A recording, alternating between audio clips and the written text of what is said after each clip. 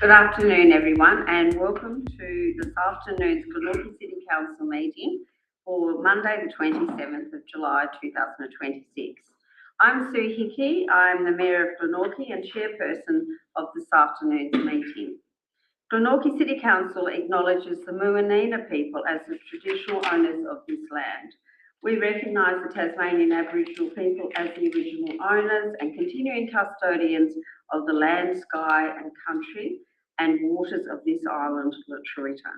We pay our respect to Aboriginal elders, past and present, and we commit to working in a way that welcomes and respects all Aboriginal and Torres Strait Islander people.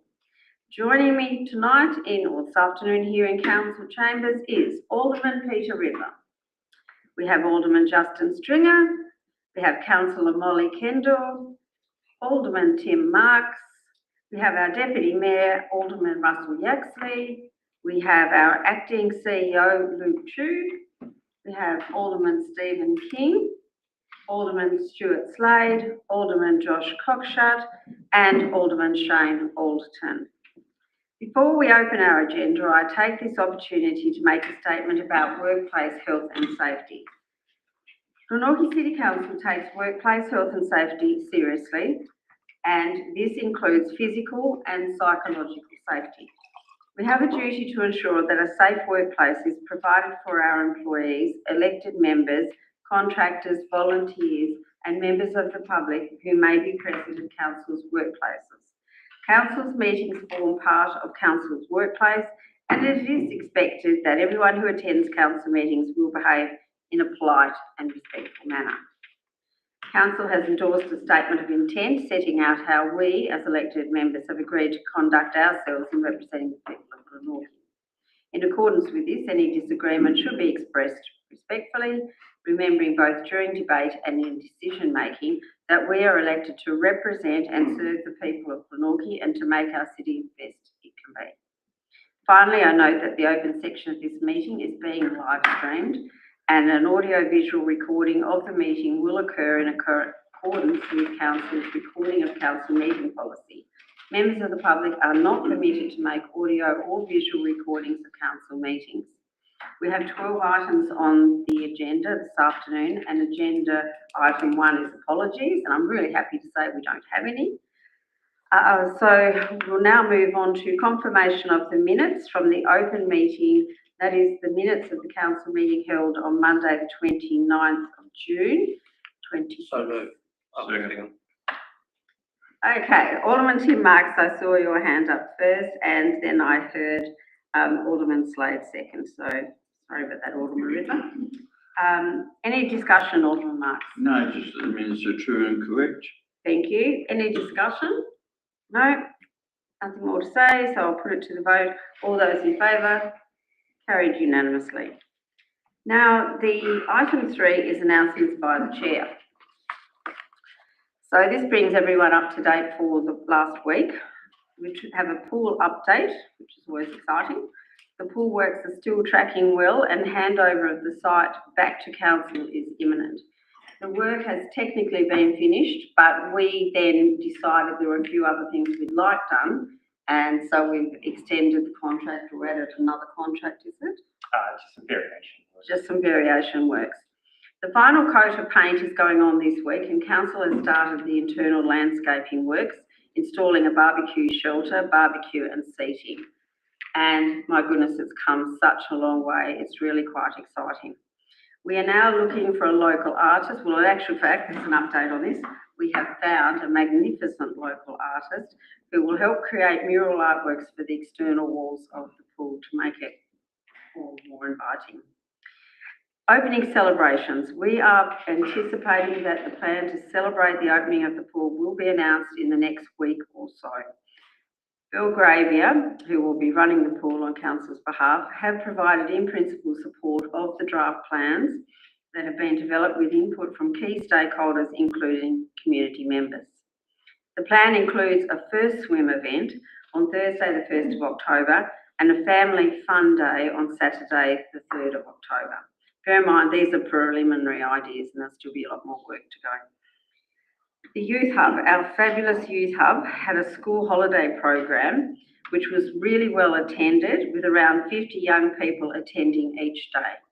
And as you can see from some of these videos, they are so well behaved when they're in the youth hub and really participating in all the activities, including the shuttle board that's there, the Wii that does not line bowling, indoor, what's the bowling? Yeah. 10-pin bowling. 10-pin bowling. And there's pool table, there's video games, and there's a fantastic recording pod. And they all get fed yummy food like pizza, fried rice, vegan fried rice, all sorts of things. And we're finding wonderful engagement and great feedback that some of the more troubled kids are really finding a calm way of meeting new friends and learning about getting back onto behaving well. Now that school is back, weekday afternoon drop-in sessions will be from 3 p.m. to 5 p.m. and obviously back in full swing, which is really good. Bird flu. As you'll be aware, H5 bird flu has been detected in wild birds in Western Australia, South Australia and New South Wales. Whilst there have been no detections as yet in Tasmania, it's important that the community remain vigilant. If you notice sick or dead birds or other wildlife, please do not touch them. If you see more than 5 sick or dead birds or other wildlife in a location, avoid contact. Record what you've seen by taking photos or videos, noting the location and report it to the Emergency Animal Disease Hotline on 1800 675 888. Smaller numbers of sick or dead birds and wildlife can be reported through the online reporting form on the Natural Resources Environment Tasmania website. And now, protecting Wellington Park. Last month, council staff joined a multi-agency operation in Wellington Park to educate riders about the illegal use of dirt bikes. The operation brought together staff from Wellington Park Management Trust, Tasmania Police, the Parks and Wildlife Service, Hobart City Council and our own environment team. The operation provided an opportunity to engage with riders, explain why dirt bikes are not permitted in the park, and raise awareness of the impact that they have on the environment, walking tracks, and the safety of park users. This collaborative effort helps protect Wellington Park and to make sure it remains safe and enjoyable place for everyone to enjoy. National Tree Planting Day. Council's environment team, who've been extremely busy, joined Conservation Volunteers Australia last Thursday to celebrate National Tree Day with a community tree planting at Windermere Bay. The planting took place on Curlew Parade side of the reserve, with volunteers planting native trees and shrubs that will help restore local habitat and improve the health of the foreshore. This event was a great opportunity to support the local environment, connect with community and contribute to a greener Glenorchy. The Moona Arts Centre exhibition. If you haven't already been, I really would like to encourage you to go along and see the latest exhibition. Faces from Our Town is a thought-provoking series of photographic portraits produced by Paul County in collaboration with students of Glenorchy, Tasmania during portraiture workshops. This collection celebrates difference through portraits and stories. Have we got the right graphics up there? That's not the right one. You have that one. That's it. That one? All right, anyway, Paul County, if you're not familiar with him, is a famous Tasmanian author and photographer, chef, foodie, all sorts of things, and has written some amazing cookbooks. But he has this incredible collection of portraiture of people from different countries, and they tell their story and they talk of sort of racism, but also surviving and their commitment to Australia. This collection celebrates difference through portraits and stories. Other exhibits on until the 22nd of August include Like a Tree by digital media artist Robin Perturd, and artworks in paint, a group showing featuring participants of a group show featuring participants, a local art group painting with Raymond. Just for you, Mayor, we've got no more of that particular Oh, okay. It's quite extraordinary couple of those. It was especially the one extraordinary. with the meat, you know, and and the The gym. butcher, yeah. Yeah, the gym. So a lot of local people, but it really is worth popping in and having a look. The upcoming events, a citizenship ceremony this Wednesday. We will host our second citizenship ceremony for the month. Over the two ceremonies, we will have welcomed an amazing 150 new citizens to Glenorchy. Yes, we're very busy on that front. Kick It to KG5. This Saturday, 1st of August, Council will host a free community event on council lawns to celebrate connection, inclusion and belonging. Kick It to KG5 will include free food, entertainment and AFL Tasmania giveaways. Following the event, participants will be encouraged to attend the Glenorchy versus Brighton football match at KG5. Now, our next open workshop is next Monday, 3rd of August at 3:30 p.m. There will be two sessions at this open workshop. The first will be an update on Council's natural areas engagement from the natural areas team. Just look at that, isn't that magnificent? The second will focus on Homelessness Week with guest presenters joining our community development team to provide a briefing of Homelessness Week initiatives and activities. Winter Warmer Community Expo next Wednesday, the 5th of August from 11 a.m. to 1 p.m. Join us for a warm and welcoming community events to bring people together during the cooler months. Come to our Youth Hub space, so if you haven't been there, this would be a good opportunity to go and visit it, to enjoy a free hot lunch, live entertainment, family-friendly activities and to connect with local organisations offering practical support, advice and services. And then the Main Road Moona Amenity Public Forum, something we're really looking forward to. So next Wednesday, the 5th of August, between 5:30 and 6:30 at the Moona Arts Centre, Council and Inspiring Place will host a public forum to discuss the Moona Main Road Amenity Project. Members of the public are invited to come along to see the concept designs for two trial parklet locations along Main Road Moona between Hopkins Street and Albert Road. If you're unable to make the forum, you can have a look at the concept designs on Let's Talk Glenorchy page and provide feedback there. Now we've got a video in our little collection, and this one is the latest in the Places of Glenorchy video featuring the amazing Chigwell Community Garden.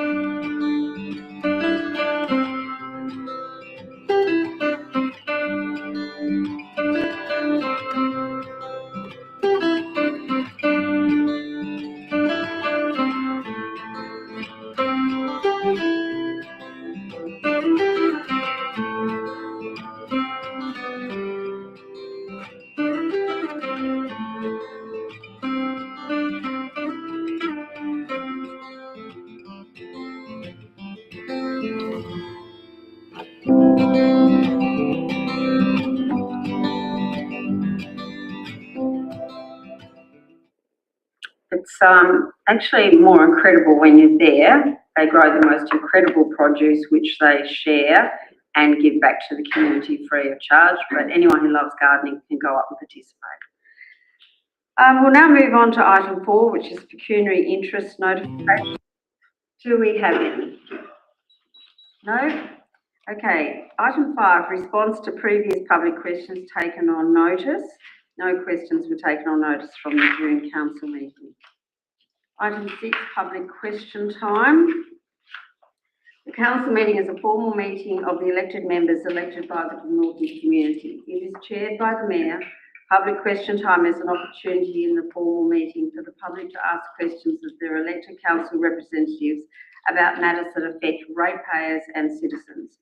In accordance with Regulation 36, 37 and 38, public question time, Local Government Meeting Regulations 2025, Council will allocate up to 15 minutes during each council meeting to invite members of the public to ask questions relating to the activities of the council. Questions must relate to activities of council. Members of the public are to announce their name and residential address before asking a question, which will be recorded in the minutes. Questions are to be put succinctly and in the form of a question, not a comment. Questions must not be inflammatory, abusive, defamatory, contain a personal attack, or otherwise breach any rules of the meeting which have been explained by the chairperson. The chairperson may limit the number of questions asked by each member of the public in order to ensure all members of the public wishing to ask questions are given the opportunity within the allocated time.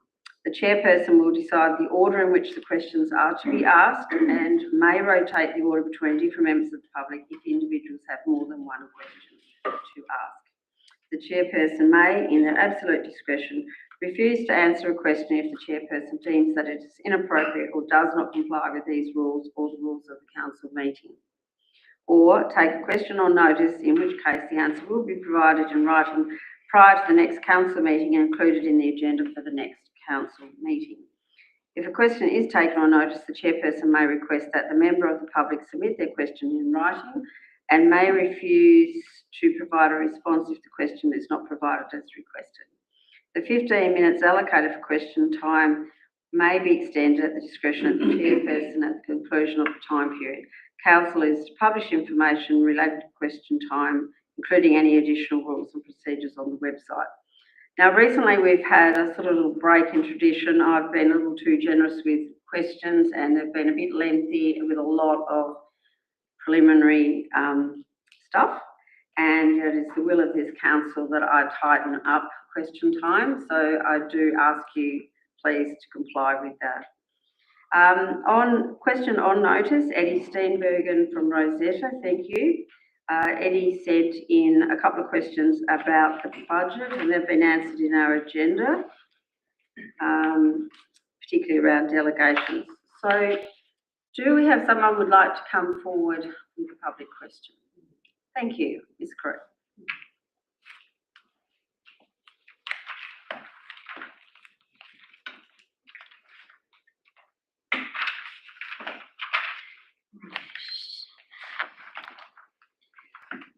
I have two questions, and my first question is relates to bus shelters following the last workshop. Why isn't council awarding an advertising contract to an advertising agency like Neon, perhaps, earning an income and them having to maintain those bus shelters? The benefit is twofold. I understand from the last meeting, main roads, example, Brooker Highway, fall under the jurisdiction of the state government, but the other ones will have to be maintained by council. Have we considered that? We have. It's been discussed numerous times. I'm not 100% certain I can remember exactly why we haven't done anything. Warren, you're looking like you want to say something? Patrick. Yeah, thank you, Mayor. We actually have had a conversation with Claude Neon about our bus shelters and they weren't interested in advertising on them. Bearing in mind, council only owns the bus shelters in Tolosa Bus Mall. The remainder of bus shelters on our local roads is still up for argument, I guess, but council didn't install those or pay for those bus shelters. So our position is that they are owned by Building Tasmania, as it would be now. Regardless of that, we have looked into trying to get some advertising on to get some new shelters, but we haven't found anyone interested to do so. Thank you. My second question is with regard to the Terry Street mural. Of the almost 48,000 that it cost, I'm given to understand that approximately half of this amount went towards repairing the crumbling wall and the damp proofing. Was this amount paid to the artist, or were repairs undertaken by council staff? If not undertaken by council staff, why not? CEO, acting CEO. Thank you, Mayor. Yeah, I think the figures are roughly correct, that about half of the money went to the artist to do the mural, about the other half wasn't to a single contractor, but there were a range of different contractors used to do the work, and some of it internally by council. But the figures are roughly correct. About half of it went to the artist that did the mural, the other half went to the wall preparation, the waterproofing, the cleaning. I believe a significant portion of that was done through another contractor, but not an art contractor, just a regular Right. civil work Okay. contractor. Thank you so much. And also, Ms. Crew, that Jarman is an artist of significant recognition. So we're very excited to have his work here. All of the money that was paid to him includes all of his paints, all of his time, all of his assistants, etc. And I understand it's considerably cheaper because Glenorchy is home. Absolutely. I love his work. Yes, good, thank you. We're getting a lot of praise for that wall. It is beautiful. Thank you, Eddie.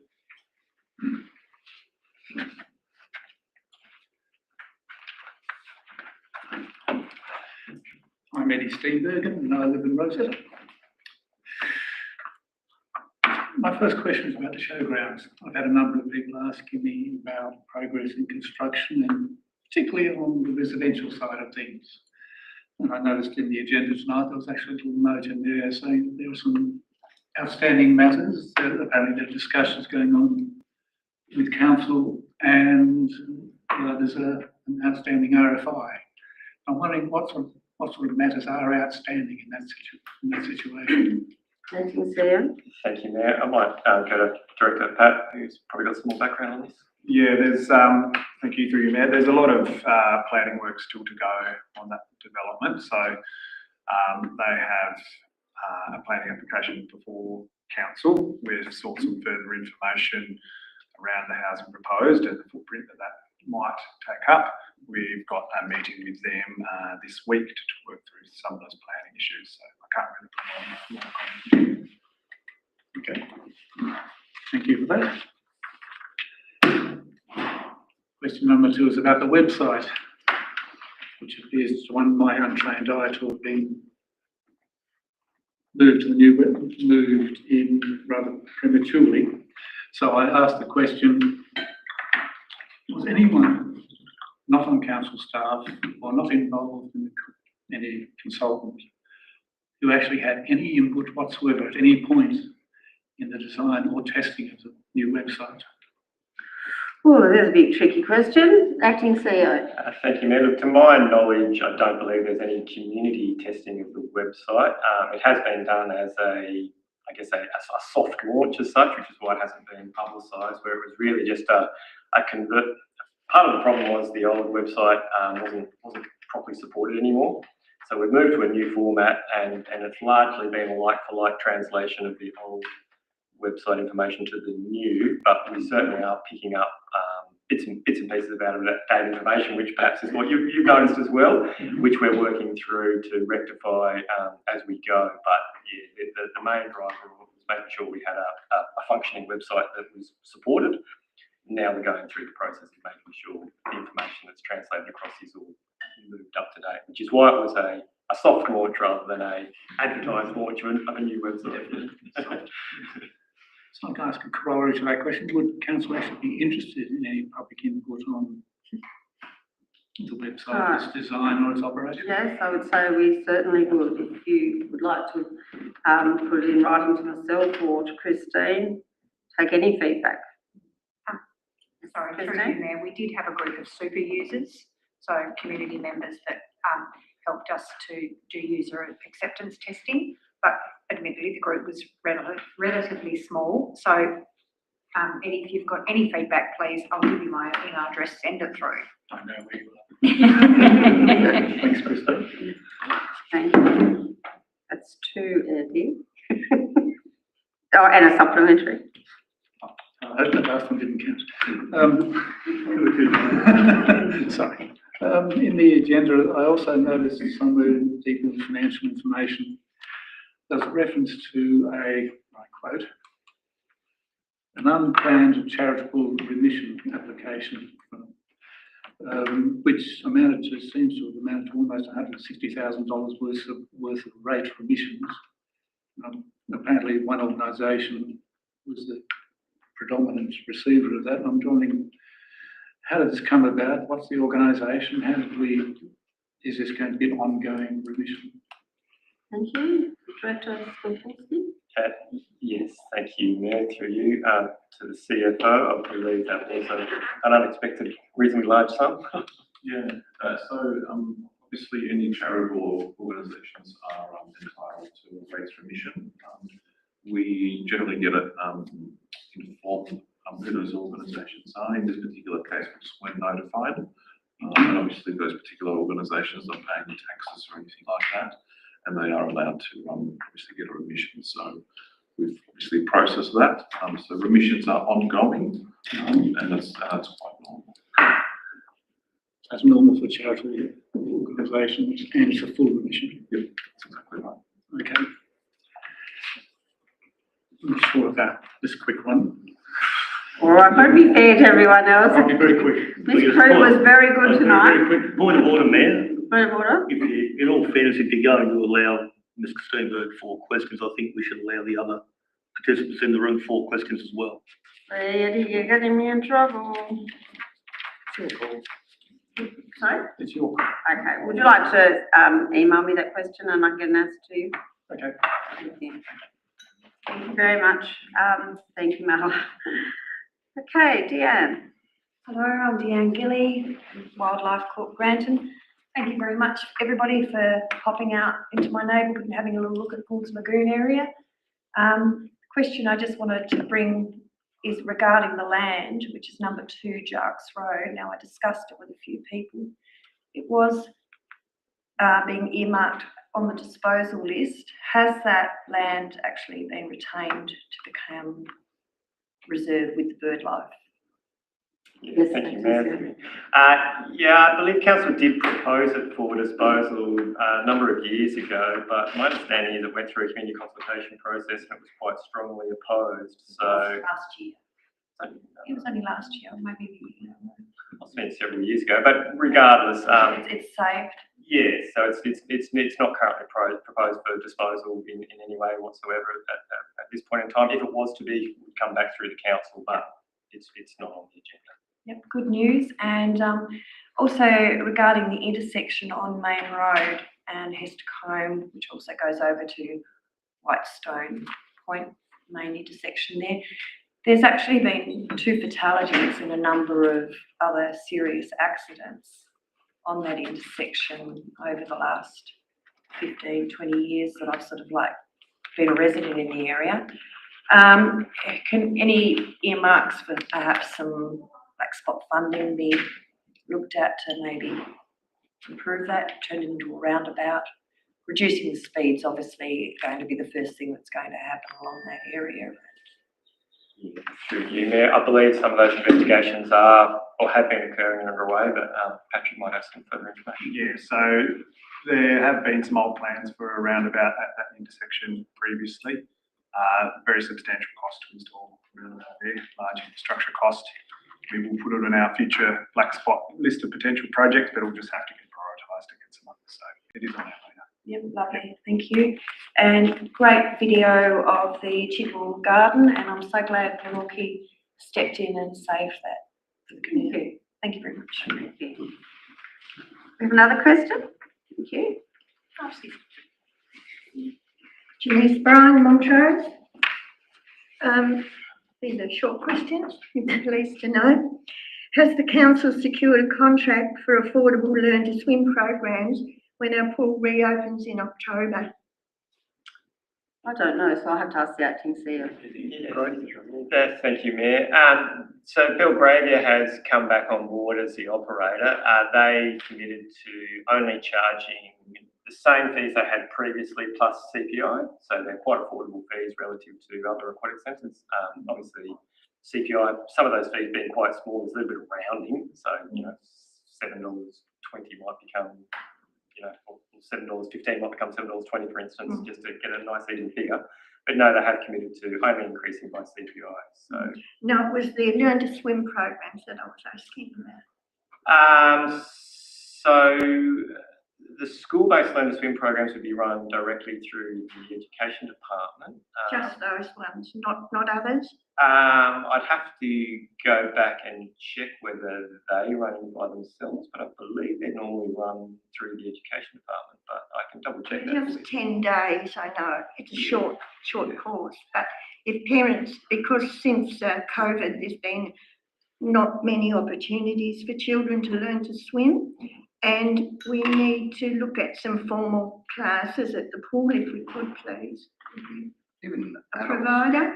adults too. Yeah. There's obviously a lot of, people come from, international as well in terms of being to learn to swim, so. Yeah. sort of- Yeah, if you could I'll have to come inquire back to about that, that, yes. would be great, thank you. The other one was, in February, when I previously asked about, whether the pool could be open for an extra month Yes. in April, and you said that you would have a look at it for me. Yes. I'm just wondering whether you've done that yet. We did. It was presented to a council report, I don't know how long ago now, 6+ months ago. It did come at significant expense. From the top of my head, it might have been in that, around that $70,000 to $80,000 mark, which with declining numbers as you move into the colder months creates a difficult decision in regards to, I guess, how much you subsidise a small number of users. So council hasn't proposed to run it into the extra month at this stage. Keeping in mind those options are available moving into the future. Seeing how well the new heating system run might influence that decision into future years. And obviously if we get the new aquatic centre with the indoor facility, that will all change again. But for this first season, it is only the 6 months, but certainly we're open to monitoring that and seeing how strong the usage demand is and I guess how well the heating holds up in those colder months. Is there a possibility you could reassess that at the end of this 6 months and open it another month? Not impossible, just operationally it might become a little bit challenging, just ensuring that the operator, the lifeguards and the like are put on for a long enough period. So the closer you get to that time, the harder it is to make that have a look at it. Yes, because I mean there may be a lot of interest in the pool now, so it could be viable. Yeah. Thank you. No, All right. It is, we'll certainly be looking at it. Thank you very much. Thank you. Thank you. No more questions, then thank you to everyone for participating so graciously.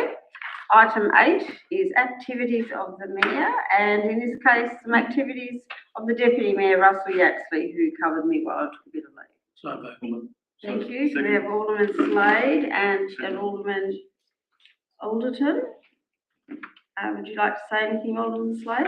no, just, excuse me, Mayor, just a comprehensive list from both of you, and I've got nothing more to add. Just, Yeah, there's just one small one there on Thursday, the 25th of June. yes.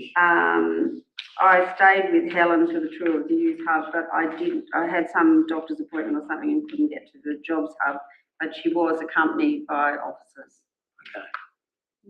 Alderman Alderton? Yes, question there, thank you. So Thursday, the 18th of June, you attended a meeting with Fairbrother to discuss development opportunities in Glenorchy LGA. We're all interested in what development and opportunities any developer or builder can bring to our local government area. So are you able to shed or share any further information on the discussion? Are Fairbrother planning anything great, or is there anything in the pipeline there? No, this is sort of typical for a lot of councils where developers and small building companies and things like that often come out and do sort of like surveillance of the area. Might come as a surprise to you, Alderman Alderton, but some developers are finding some other councils difficult to work with. So they were just sort of doing a fishing expedition basically, but with really serious intent of what sort of what sort of opportunities could be coming up, what sort of land would we be looking at? Do you have anything else to add? Yeah, one of the points of interest was the strategic planning work that our team has done here with the Northern Access Corridor and the the Principal Business Activity Centre specific area plans that allows for development above some of the commercial properties, and the potential for airspace development where you can maintain public car parking and potentially develop airspace above it. Very general conversations at this point in time, but yeah, great to see that there are Showing an interest here. Yeah, that there's interest. Yeah. And a mayor would never meet with a serious developer of their stature on their own, so you always have the CEO. Yeah. But hopefully, somewhere down the track could be some big opportunity. That would be great. Any other questions? No. No. Okay. So in that case, I'm going to ask Alderman Slade to sum up. That's it. Okay, I'll put that to the vote. All those in favour? Carried unanimously. Thank you. Now, we're going to move on to item 11, governance, or is it 10? Yeah. 11.1, policies update, and this one is access, equity, belonging policy and cultural development policy. Who would like to move this? I'll move it. Shane, thank you. Alderman Alderton. And a seconder, please. Thank you, Alderman King. Would you like to take the floor? Yeah, thank you. So this is just a policy where we're basically replacing existing policy with a new policy which covers off on access, equity and belonging, and basically removes the need for us to continue with our cultural development policy. Thank you. Anyone else like to contribute? No? No, okay. In that case... So I do have a question. Sorry, yes? Okay. So on page 32, it gives you some detailed overview in the papers of, hang on a second, I'll just find what I'm looking for, sorry.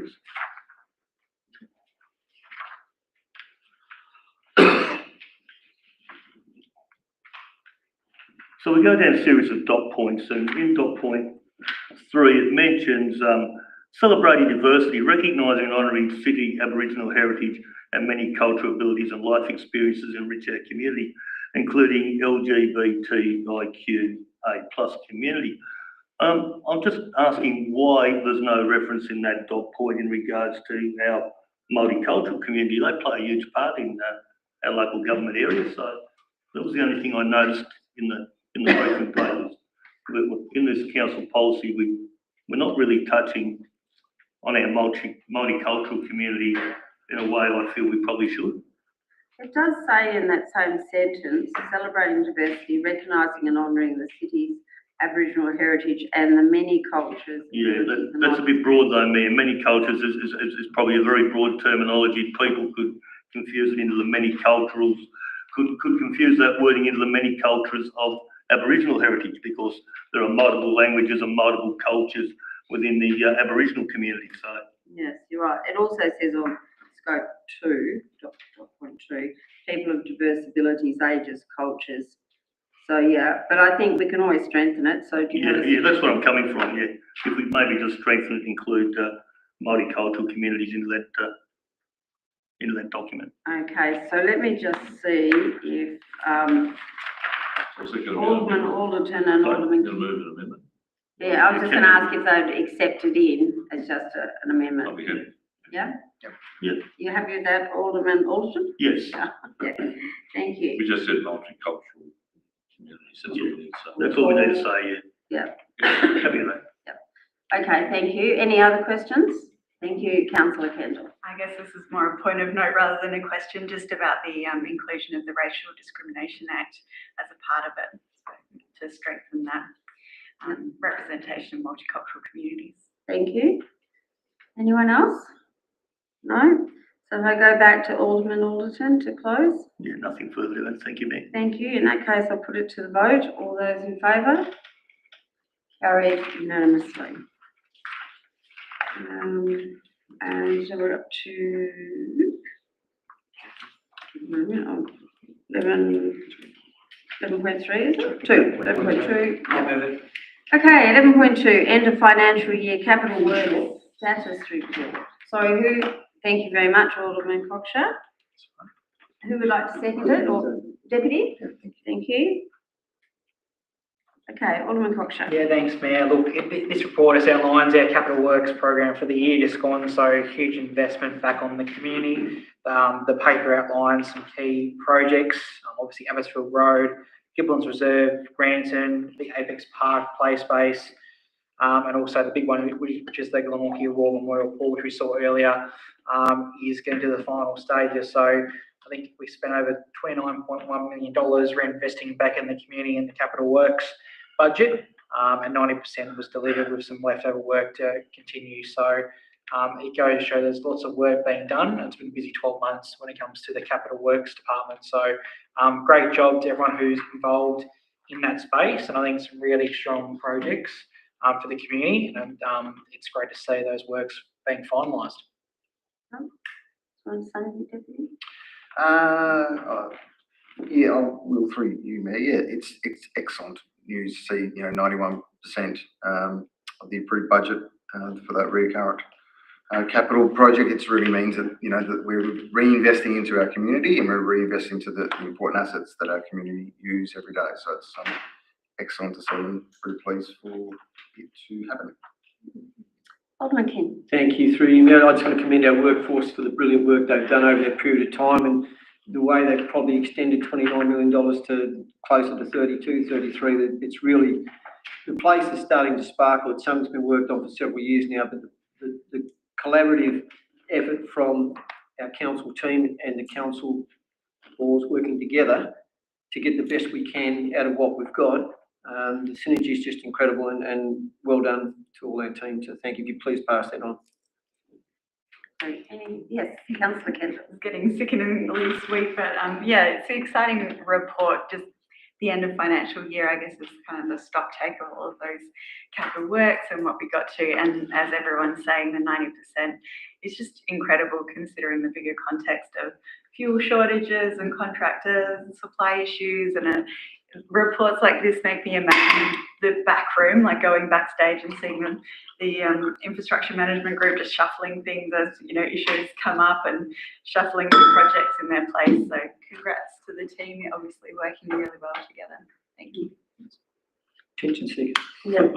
And I mean, these are no small projects. We've done Abbotsfield Road footpath improvement, stage 2 of Renfrew Circle reconstruction from Allardyce to Barron, the Giblins Reserve Playground car park extension, cycling grant, stage 2 main road grant and shared path, black spot projects, Summit Street guardrail, Chapel Street safety barriers, there's main road, sealed shoulders for cyclists, KG5 pedestrian crossing near Wrights Avenue, Central Avenue to Garden Road, curb outstands, Bilton Road, Abbotsfield Park cricket wickets, Abbotsfield Park lighting replacement, tracks and trails, Windermere continuation, public toilet replacement at Poimina Reserve, due to open I think soon, play space renewal at Apex Park Rotana, Riverview Parade stormwater extension, Catherine Street Reserve channel restoration, Little John Creek flood mitigation. And that's only some of it. Like, it was really quite exciting. Who knew you'd get excited by infrastructure? But it is something, once you get the hang of it, that it is really good to see that we're maintaining all of that, because that's reducing costs for the next generation and keeping our assets all in good state. So, yeah, very proud of everybody who does the hard yards. Thank you. Now I'm going to go back to Alderman Cockshutt. Yeah, thanks, Mayor. I guess you would have seen here one of the projects was the Albert Road, which couldn't be completed within the financial year, but you would have seen trucks, no doubt, busy getting that all underway. So that's great to see those works have been completed. But everyone sit around the table, lots happening, and it's very exciting to see it all come to life. So that's all from me. Thank you. So in that case, I'm going to put the recommendation to the vote. All those in favour? Yes, everyone's in favour, so that's carried unanimously. And then I go down to 11.4. 11.3, skipped it. Thank you for keeping me on my toes. It's all beautifully marked up here, but I've just missed it. Yes, this is the quarterly report, and I'd just like to share with you the magnificent photography if you haven't seen a copy of this report. But it is a report that I really recommend anyone interested in their council have a good read of, because there is some fascinating stuff in just this last quarter of work leading up to the end of the financial year. So riveting reading, I think we'd say. Yes, but more so because there's such a sense of achievement, like the Glenorchy War Memorial or Apex Park, but I'm stealing the thunder of whoever is going to move this. Oh, thank you, Alderman Stringer. Who would like to second it? Thank you, Molly Kendall, Councillor Kendall. Okay, Alderman Stringer, see what you can do with that. I'm very happy with the moving the quarterly report with 3.289 million in favour. After the operating revenue was 84.5 million, which leaves That's for the operating revenue, which was in a $407,000 favourable position. The operating expenditure, which is in a $2.89 million favourable as well. So very happy with the overall financials. As I said, the report was a very riveting read as well. So if you're very interested in the council itself, the officers have actually put it, compacted it into a nice report, and it's very a pleasure to read it when you're actually part of the city as well, with great results. Yes, I Thank you. agree. And who'd like to add a contribution? Thank you, Deputy. Thank you, Mayor, through you. Yeah, I've just got a couple of questions just around some of the detail in the report, if I could. Just on page 26 of the quarterly report and 83 of the papers, it talks about the planning application. So it talks about the application numbers overall have gone down. And just in terms of the statutory timeframes, they've also decreased. And I just wanted to see if there was any particular reasons that those timeframes weren't being met. I just didn't want to see that to be another trend down again. So, yeah. Thank you, Deputy. I suspect it's to do with some staffing shortfalls, but Director may have that. Yeah, thank you. Acting CEO, through you. That's correct. We've had some staffing shortfalls and issues in the back end of the financial year, which has impacted some of our performance in that area. We're looking to rectify it at the moment. Yeah. Yeah. Okay. So I guess the next step down, I'd hate for the next quarter to be another step down, if that makes sense. So as long as you're obviously aware, which is good, with our obligations for our developments and things. And just regarding Eddie's pick up on the showgrounds, that is a long time. It's 2.5 years since the initial amendment was lodged. Is there anything that we can do to fast track it? I appreciate that. I appreciate that it's complex and matters involved, but we're talking about needing homes on the ground.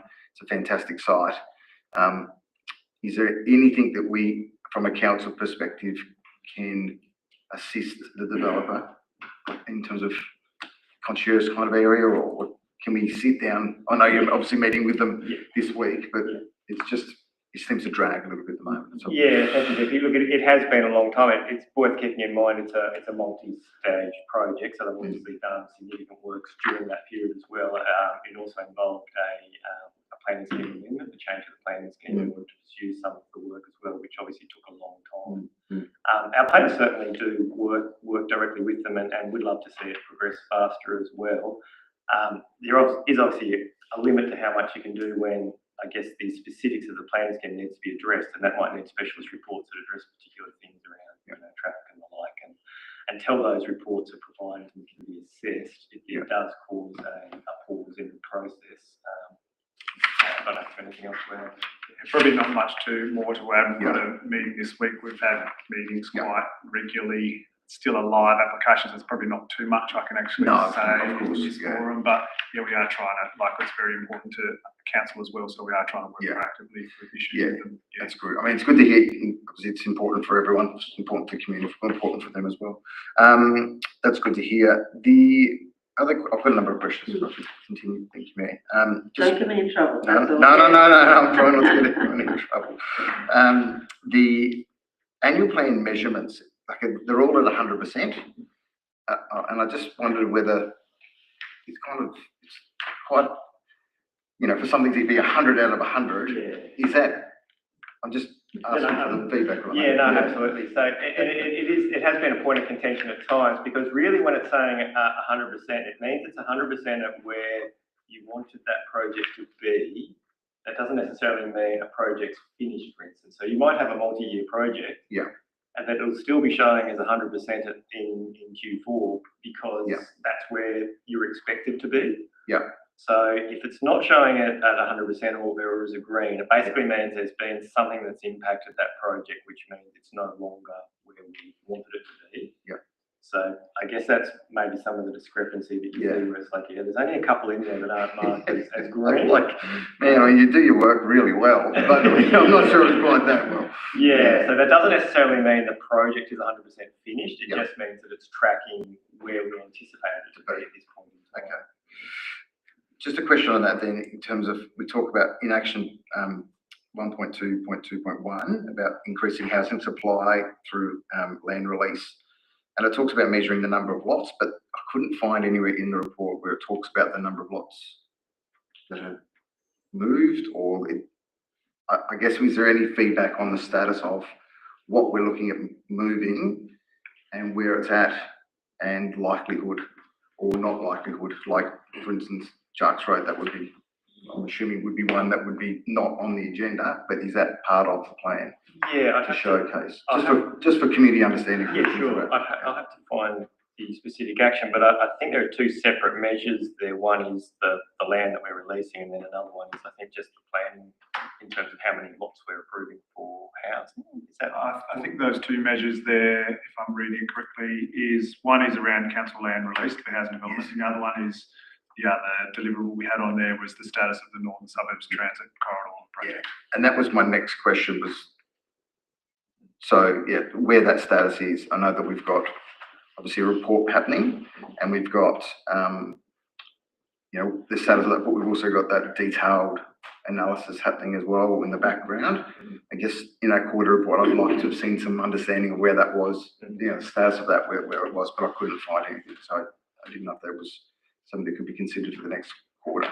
Sure, as in a more detailed update Yeah. to the Northern. Yeah, I think so. Yeah, that would be good to understand. Sure. Yeah. Otherwise, the only other thing I had was, I'd noticed in there that there was some mention about budget variation proposals, but there was no sort of list of it, or, you know, sort of a list of the budget proposals, variations that we had done.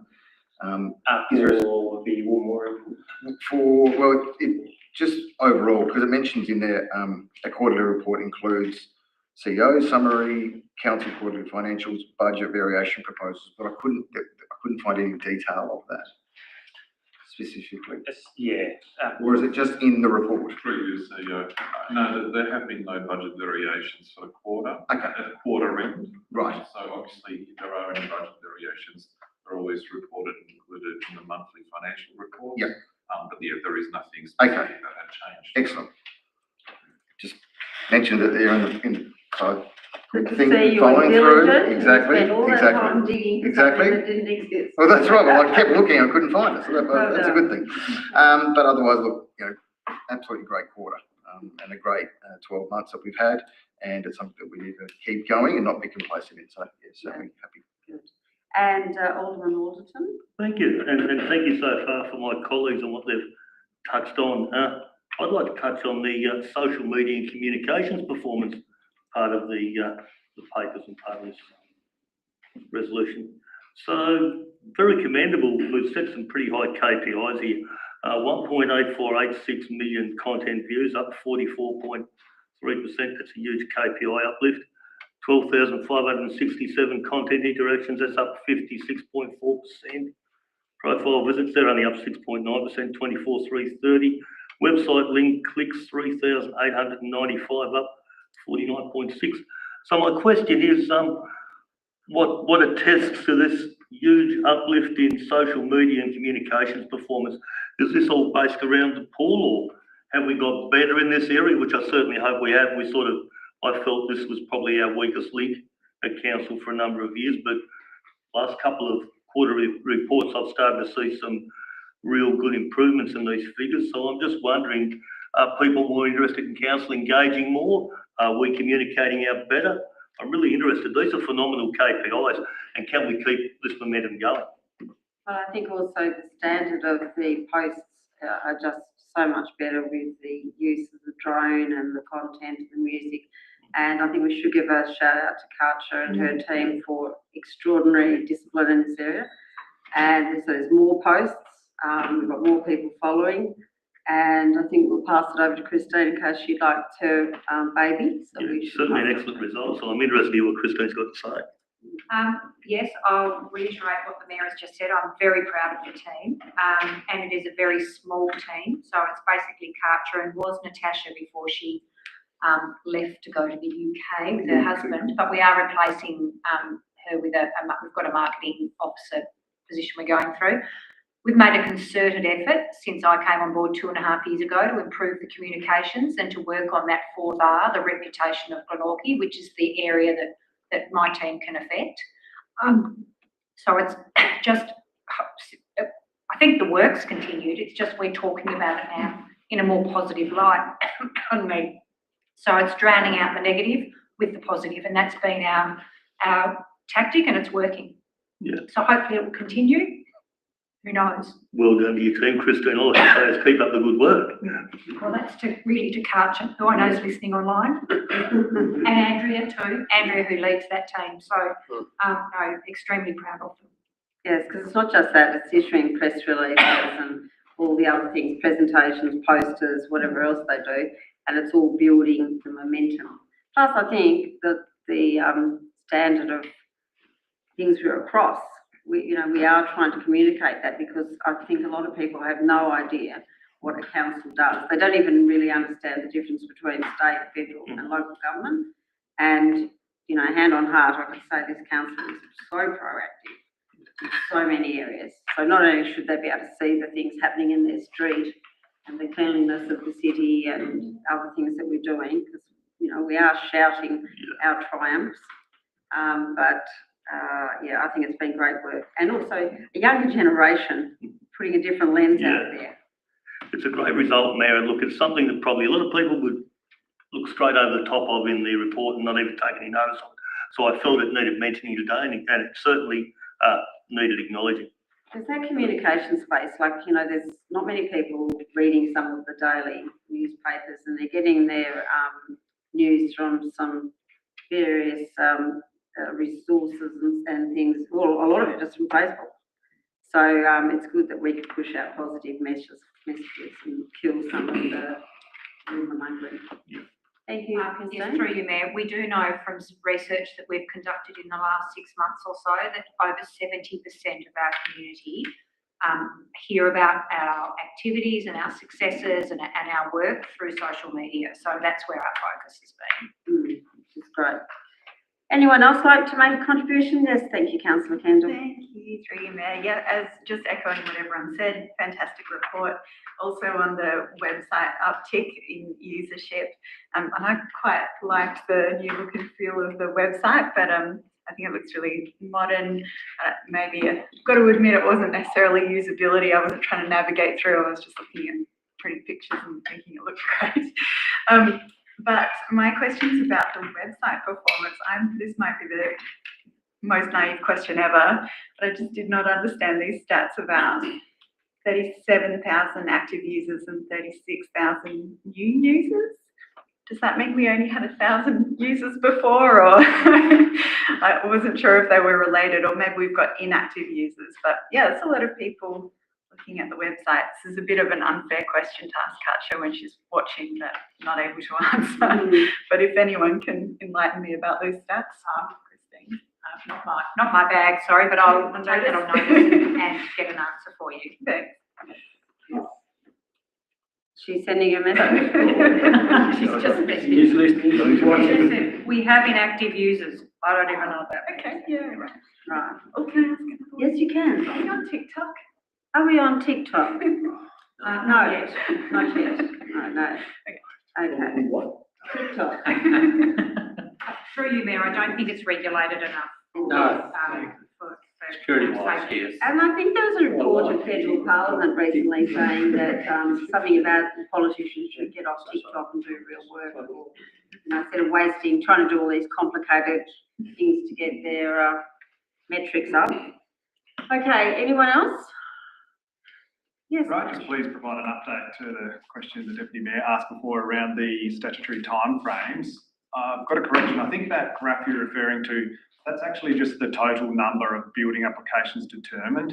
So that trend, it just means we've had less applications come through the door over the past quarter. I think that heading is a little bit misleading in the bold above it, because it says number of building applications determined within statutory timeframes. But that graph is just the total number of applications determined. Okay, right. Yeah, thank you. Yep. Okay, well, this might sound a bit bizarre, but what I would heartily recommend to anybody who has a Saturday night spare and an electric blanket, and they could just pop into bed with their, what are we calling this thing, quarterly report. It's great reading, so much better than Mills and Boon, and gives you a real sense of achievement and a warm, cuddly feeling. and you won't pay $30 for it. Yes, that's right. So, yeah, I'm really proud of that work. I think everything that could be measured has been measured, except the contribution of our staff to the coffee shops in Glenorchy and Luna. I know what I contribute, so it's really, really good work, and we've come a long way in our reporting, so thank you to everyone involved in that. Right, so we'll go back to the mover, who was it you, Shane? No. Alderman Stringer, thank you. Nothing to add with that there, just move. Okay, let's put it to the vote then. All those in favour? Again, carried unanimously. Sorry, Deputy, is it 4? Yeah. So 4 procurement exemptions.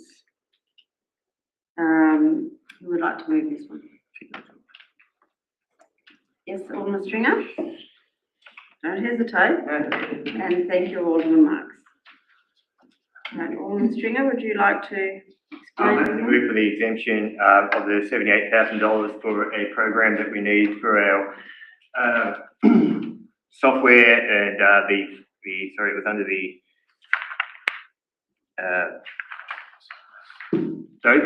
customer service. Thank you, Michael. It would be a saving in the long run as well. If we did actually go to try to take the contract or something like that, it would actually be a longer process to retrain and all the staff for the moment, where we probably just need to use this program for the moment, time's being, because we've got future plans obviously down the track, so we don't want to disturb them too many extra costs. So I move that we extend the contract. Thank you. Any contribution here? No? I'm going to put that to the vote. All those in favour? Carried unanimously. Item 11.5 is the Australian Electoral Commission redistribution of federal electoral boundaries in Tasmania. I'll move that, Mayor. Thank you, Alderman Alderton. Wait a minute, I've just lost that. I think it went to Alderman King. You lost him on Yeah. Alderman Alderton. So thank you, Mayor. This is basically just us receiving and noting the report in regards to the electoral change to the electoral boundaries of Tasmania, where they've moved different areas around to even the numbers up across the 5 electorates, and Lions will now gain our local government area of Glenorchy, losers Break a Day, Brighton, Spring Bay, Cyril, Tasman, the remainder across local community areas. So that's pretty much in a nutshell. We're going to become part of Lions. Okay, Alderman Cockshutt. Yeah, thank you. Yeah, obviously, I think a disappointing result given the council put forward a proposal to not go the Lions. We're here now, but all we can know is, given the changes, we need $83.5 million of the members listing, but all our strategic plans and the 5 key pillars to Losa Park, they're all up there. So it'd be great to organise a time with council staff, with the new people moving forward, and making sure that we're clear on the priorities what we're working towards as a council. So again, it'll be very interesting to see how it goes, given Lions historically has been a rural electorate, but we're here now, so it'll be interesting to see if the Tasmanian Parliament follows suit, which historically they had. But yeah, that's all I had. Alderman Slade. Yes, Mayor.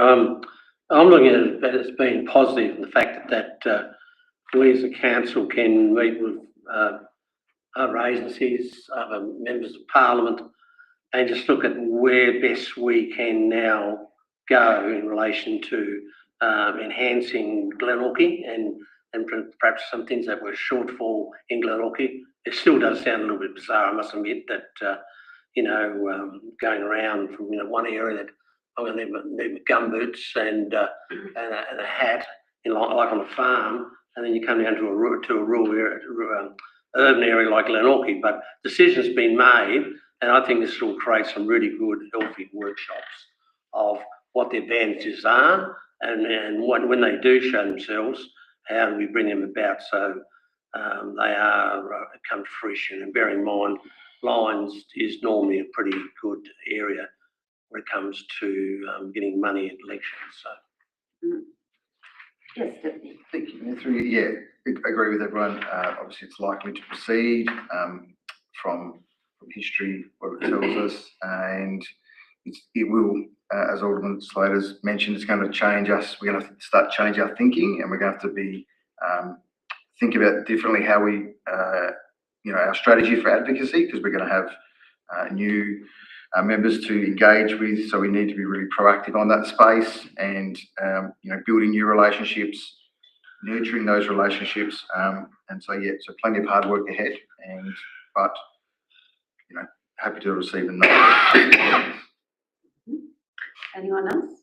Thank you, Councillor Kendall. Yeah, thank you, Mayor. And just to comment that I'm as I spoke about when this last came up, I guess I'm hopeful that it's potentially going to lead to some more funding for Glenorchy, and don't really see the disadvantages in having a diversity of character within one particular area. As everyone's said, we'll mean a bit of advocacy for us, but looking forward to being a part of Lions. Thank you. Anyone else? No, I think the big advantage is that we're the concentrated population of that particular electorate. So they'll probably devote most of their resources to us, which would be a very pleasant change from Clark. But as the Deputy said, I think we do have good relations with most of the members of Parliament and stuff. It's just what side they choose to go to, whether they choose to stay in Clark or go over to Lions. I think there's a shuffling there. So anyway, we have to think positively on this matter and see what comes.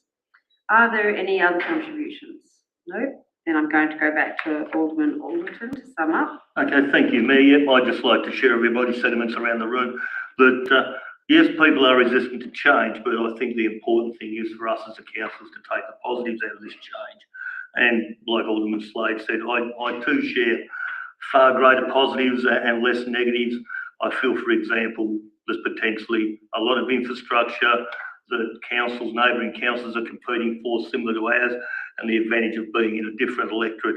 We have a different funding source and a greater opportunity to get funding for similar type of assets that other neighbouring councils are pursuing as well.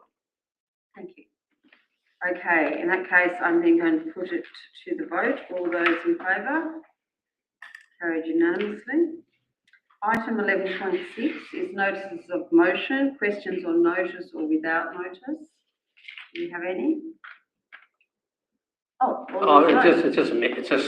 Mayor, I've always been strong on families that have had a big input in the city and whatever, and I think it's if you're not aware that the Berridale service station at Berridale has always been privately owned, and the owner, Robert, died a couple of weeks ago. Unfortunately, he wasn't well. And then last week his father died, and he was in his 90s. But he was the original one that opened that service station, and he was, in his 70s when he did so. For 75 years, that's been a private service station, helping the mums and dads, and really emphasising to me what small business is all about in the city of Glenorchy. And so I just want to raise the fact, that they've had their thing. Unfortunately, they've gone, but I think as a council that we should just remember 75 years of service that they did for our council and for our community, which we don't see very much, Mayor. No, thank you for that. Okay, and condolences to the family. Okay, that brings our open part of the meeting to a close. I just need somebody to move a motion to close the open and open the close. Thank you. Alderman Riddle was in first and Alderman Marks second. Put that to vote. All those in favour? Carried unanimously. So thank you for watching. I do hope you enjoyed hearing about all the activities of your council, and we look forward to seeing you for the next council meeting or the open workshop.